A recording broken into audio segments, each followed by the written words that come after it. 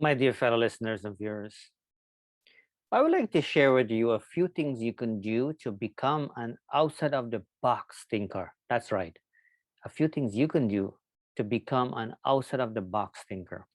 The bottom line is if we want to be one step ahead, if we want to continue to advance ourselves, if we want to continue, to not necessary to be above, anybody else, but if we want to somewhat achieve more in life, right? And there's nothing wrong with that, by the way, to achieve more in life. There's absolutely nothing wrong with that.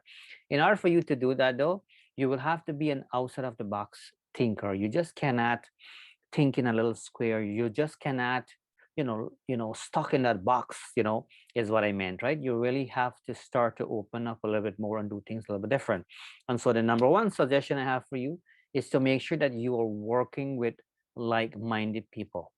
Like-minded people who are big picture thinker is what I meant, but also you want to make sure that the people that you're working with, they have different skill set. So it's two different things. So one, you want to be around people, of course, among people who, are thinking, big and thinking outside of the box and wanting to do more in life and, wanting to do things for the community as well, not only for themselves and so on, those kind of things. But you want to make sure that they have different skill set, because think about it, if you are with people, let's say you have a group of people and all of you have the same kind of skill set, not mindset, two different things. If you have a mindset to achieve more, that's awesome. But if you have, a variety of different skill set, then you'll be laughing, because that way all of you can pool, that unique skill set and achieve great things, that's beautiful. But if you have the same kind of skill set, then it's basically wasting time, right? What's the purpose? You might as well work independently. So that's the key thing. That's the number one thing. Also, keep in mind that it is not a bad thing to ask questions. Questions to kind of clarify certain things. So, for example, if you're working in a group, you might have burning questions, right? And there's a saying that there's no such thing like a stupid question. I personally disagree with that, because they can be stupid questions actually, but I'm not going to get there. But the bottom line is, if you were to ask questions for clarification, things will become easy for you, right? There's no point of you get stuck because you don't have, clear instruction, for example. So make sure that you are on top of that. You want to make sure that you're doing all of that. The third recommendation I have for you here is to try your best to make things visual. So what that means is, let's say you have an idea, let's say you're thinking of something, you want to make sure that you start to, whether that be you take a pen and a paper and start to draw it and make it more of a visual thing, because it will be good for you too. It will motivate you obviously as a person, but it will make sense when you start to have a conversation with somebody, and when you're showing them, you're saying to them, you know what, this is what I'm thinking, right?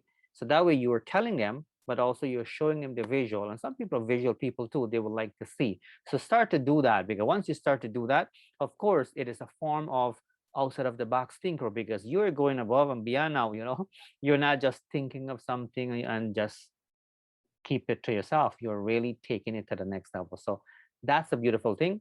And last but not least, try your best if you can. Doesn't matter what you do, try your very best to have fun doing it.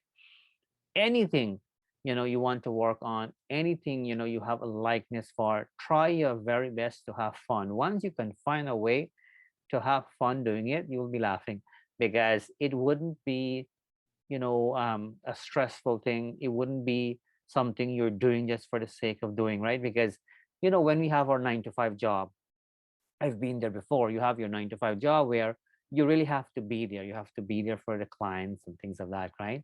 There's a big difference, when you have more control and you're just doing it because you want to do it. It's two different things, right? So when we have our 9 to 5 job, we are there because we have to be there. Whereas when we have the control of doing things and doing the thing that we want to do, it means that we are doing it because we want to be there. So two different things. So make sure that you're having fun doing it. So just to recap, if you want to be an outside of the box thinker and you want to start to do things differently, you just cannot be too comfortable doing what you're doing right now. So basically, you will have to involve more people, like-minded people with different skill set. Hope you understand those two. You want to make sure that you are asking questions for clarification. when there's a need to, right? You do not want to overdo it. I've been in, situation in places where you have one or two people keep asking questions constantly, right? And they're not leaving room for anybody else. Don't get to that point where you're just asking too many questions, but do not be afraid to ask questions for clarification if you need to. And obviously, you want to make sure you try your very best to make it, visual if you can, right? That it will be a beneficial thing for you, because that way you're starting to kind of progress, in a visualized way, right? You're starting to see what you're thinking, your thought becomes reality, so to speak, right? And obviously, if you can add some fun to it, you'll be laughing. So thanks for watching. Thanks for listening. My name is Narayan Sukram, wishing you a great today and even better tomorrow. I'll talk to you soon.